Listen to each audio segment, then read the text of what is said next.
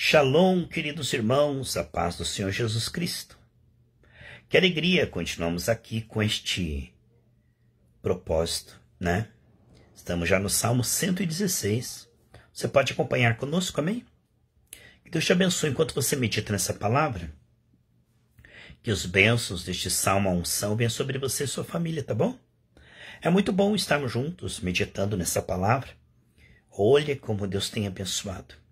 Este propósito de meditar na palavra, de orar, sabe, é um tempo muito bem investido. Quero que você esteja comigo agora. Vamos para a palavra de Deus, tá bom? Abra a tua Bíblia, Salmo 116. O amor e a gratidão para com Deus pela sua salvação. O Salmo 116. Amo ao Senhor, porque Ele ouviu a minha voz e a minha súplica. Amém? O salmista está cheio de fé, pessoal. Isso é uma coisa boa. Lembrar-se que Deus tem ouvido a nossa oração. Trazer à memória quantas vezes estivemos em apuro e Deus nos socorreu. Isso é alimento para a fé. Não esquecer dos seus benefícios. Não esquecer da sua misericórdia. Você consegue se lembrar? O Espírito Santo te faz lembrar. Quantas vezes o Senhor ouviu a tua oração? Isto nos anima a continuar orando, né? Aquele que tem nos ouvido, continuará nos ouvindo, será conosco até o fim. É maravilhoso ter uma história com Deus. Davi disse, o Deus que me livrou do urso, o Deus que me livrou do leão, vai me livrar desse gigante agora. Assim é um memorial, você tem uma vida com Deus, uma história com Deus. Marcos proféticos. Onde você olha para trás e vê que muitas vezes, no meio da tribulação, veio o socorro, a resposta e o livramento.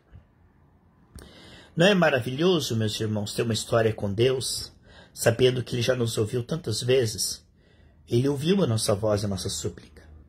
Por isso, nós somos tão agradecidos e confiantes. É maravilhoso, é muito bom mesmo. Olha, porque Ele se inclinou, né? Ele inclinou para mim os seus ouvidos. Olha, Ele se inclinou. Olhou para a terra, Deus que habita no alto trono.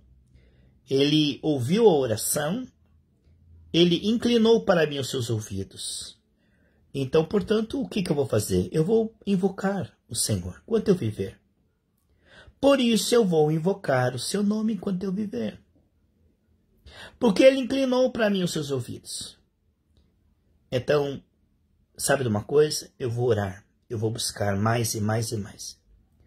O fato de Ele ter me respondido, me socorrido, faz com que eu tenha ânimo, alegria, prazer e expectativa.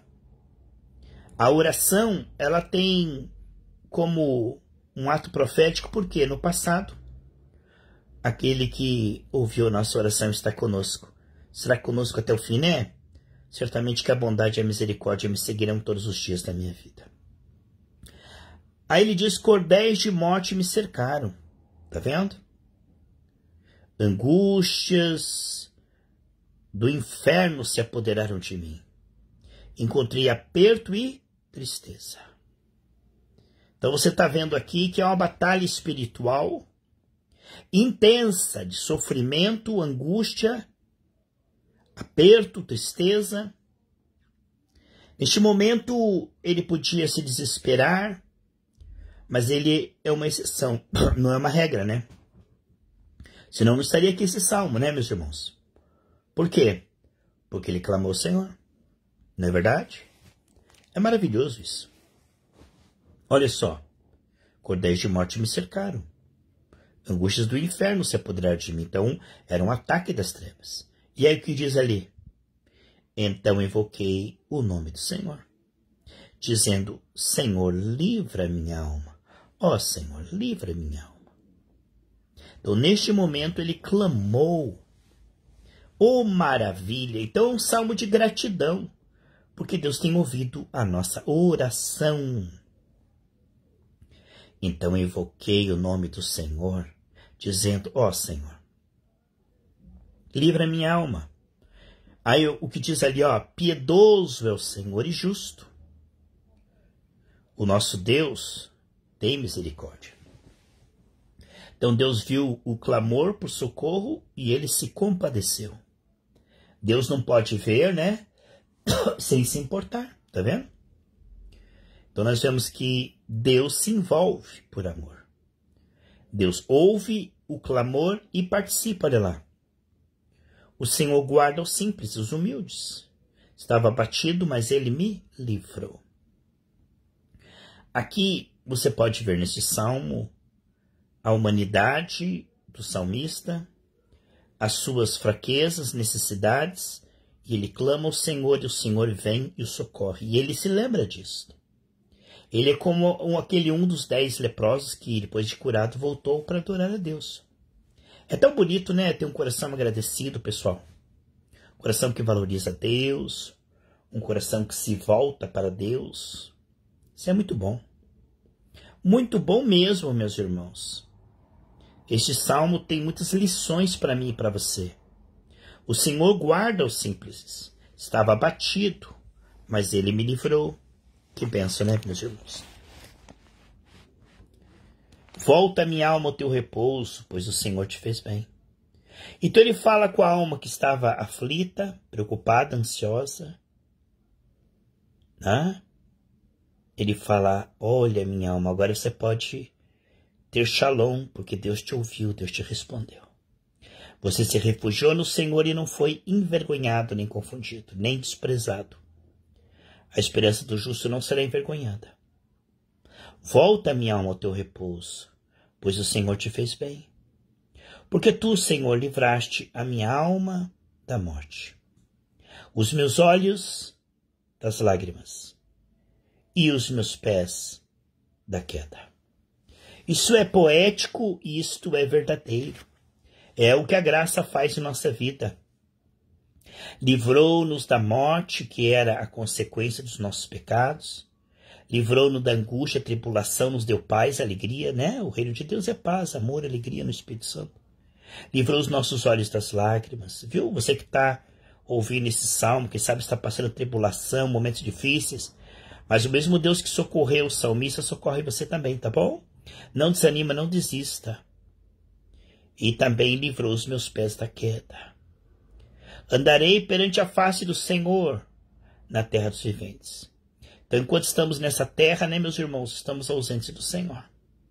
Só o percebemos no Espírito. Somos peregrinos e forasteiros neste mundo.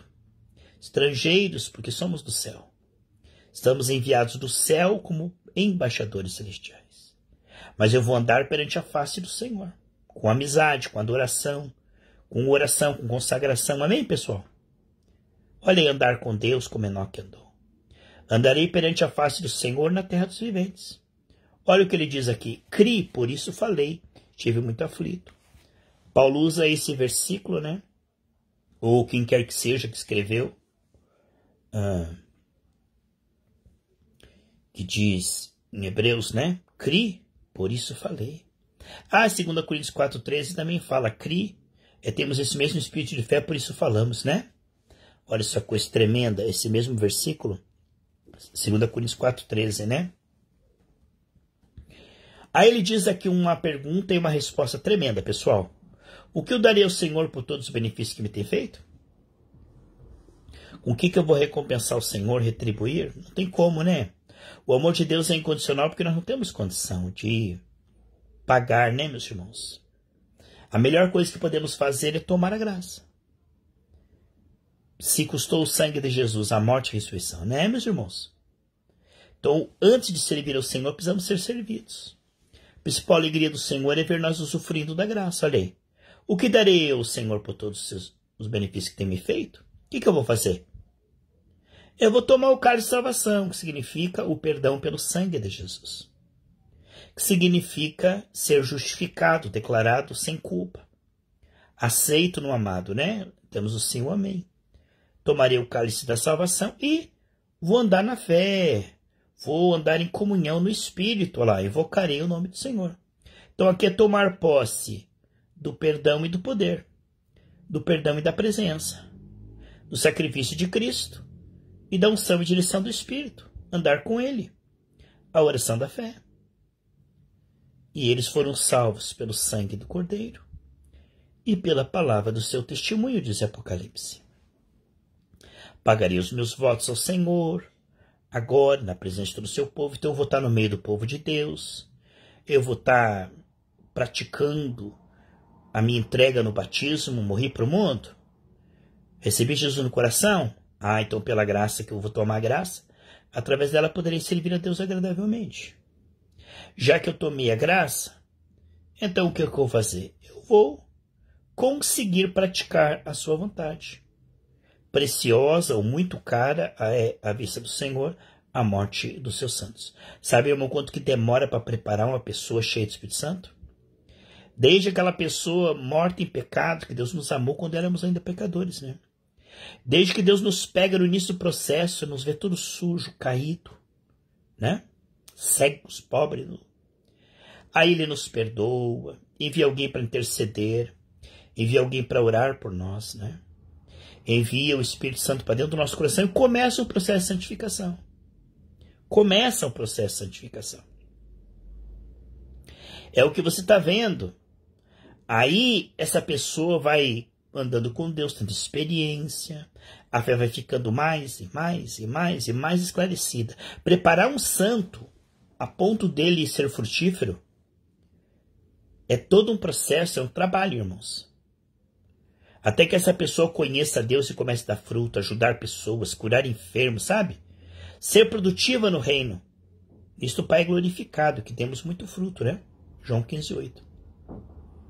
Então, quando essa pessoa está cheia do Espírito Santo e tem que partir dessa terra, é muito caro para Deus. Custa muito caro para Deus tirar um santo dessa terra. Porque ele está dando fruto. Ele é uma pessoa rara. No meio de 1 milhão, ele é aquela pessoa que é um exemplo dos fiéis, conhece bastante a Deus e a palavra, tem compaixão, sabe ajudar as pessoas. Então, quando uma pessoa está pronta, é muito caro para Deus tirá-la da terra. Ela vai ter que partir, mas Deus faz isso como? Ele diz, puxa, eu vou tirar uma pedra preciosa dessa terra. Uma pessoa que está dando fruto, né? Uma pessoa que está ajudando outras.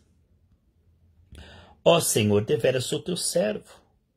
Sou teu servo, filho da tua serva, soltaste as minhas ataduras. Então, ó, a genealogia aqui, ó. A mãe dele era serva do Senhor e agora ele está servindo ao Senhor. Eles, olha, eu tenho experiência contigo, o Senhor me libertou, o Senhor quebrou as cadeias que estavam na minha vida. O Senhor me deu uma vida liberdade, onde está o Espírito, ali está a liberdade, né? Ó Senhor, soltaste as minhas ataduras. E aí o que ele diz? Eu vou te oferecer o quê? Sacrifício de louvor. Irmão, você pode estar com o teu coração sangrando, passando batalha, mas cai bem o louvor ao Senhor. Louve a Deus no meio da tribulação, vai? Como Sadraque, Mesaque e Abdenego louvando no meio da fornalha. Paulo e Silas, lá em Atos 16, perto da meia-noite, presos injustamente louvando o Senhor, as portas se abriram, né? Os discípulos, depois que apanharam lá em Atos 4, eles estavam orando, louvando, se entregando ao Senhor. No meio dos louvores, Deus habita, irmãos. Por isso que chama sacrifício de louvor, porque às vezes não tem a ver com sentimento, tem a ver com obediência. Sacrifício de louvor significa que, apesar da minha carne estar com preguiça, ou estar cansada, eu vou louvar o Senhor. É uma decisão, é uma obediência. Deus busca adoradores que o adorem em espírito e em verdade. Então, eu vou oferecer sacrifício de louvor. Eu vou louvar a Deus com cânticos, eu vou louvar a Deus com evangelismo, eu vou louvar a Deus com as minhas ofertas, eu vou louvar a Deus com a minha consagração, jejuns, madrugadas com Deus.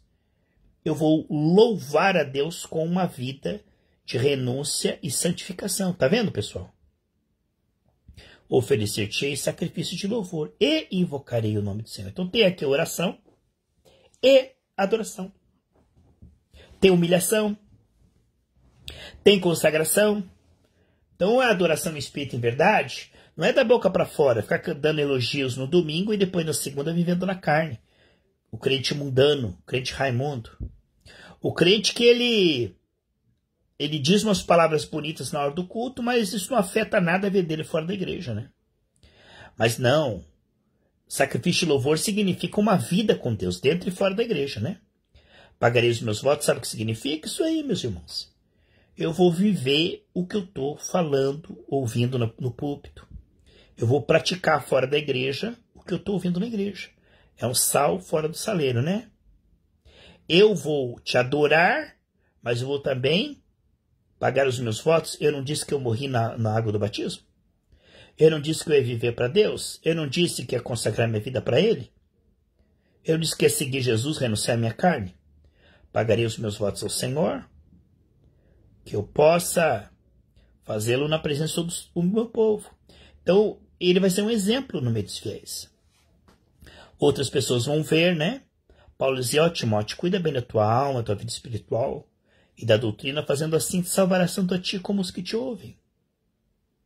Então eu vou fazer isto, incentivando outros a fazerem também. Não é para me aparecer, para ser engrandecido. Não, não, não, não. Eu não prego a mim mesmo, prego a Cristo como Senhor. Então não é para me promover, não é para me aparecer. Eu vou fazer isso para incentivar outros a se entregar ao Senhor também, sendo exemplo em tudo. Nos átrios da casa do Senhor, no meio de ti, ó Jerusalém, louvai o Senhor. Então, está vendo como é um incentivo?